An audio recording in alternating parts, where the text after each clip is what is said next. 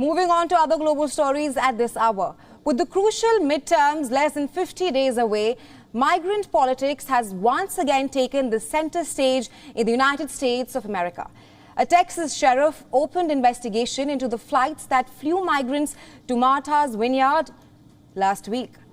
Now, the Bexar County Chief, Javier Salazar, termed the flight as a political posturing and says that investigators have spoken to attorneys representing some of these migrants. Listen in. Here we have 48 people that are already on hard times, right? They are here legally in our country at that point. They have every right to be where they are.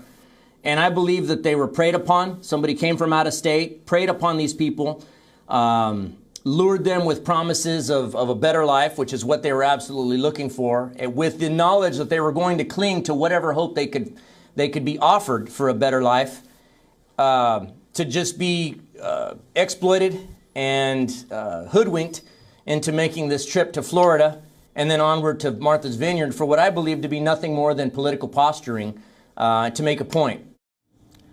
Now, the county chief says that he believes that there is a criminal activity involved in the incident and that they will probe what laws were exactly broken if and when it turns out to be a case.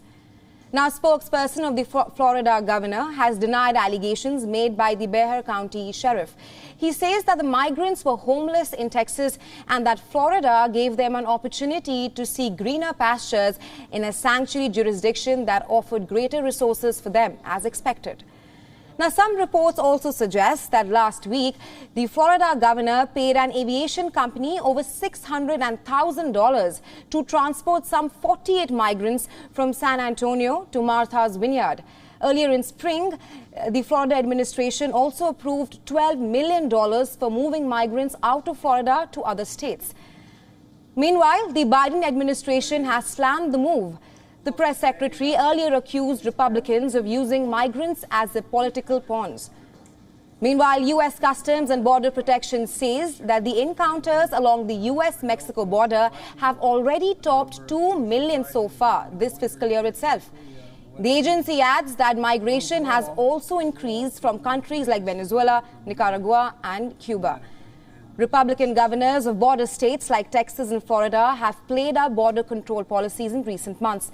They say if the Democrat states cannot keep the illegal migrants, then they better tighten the borders.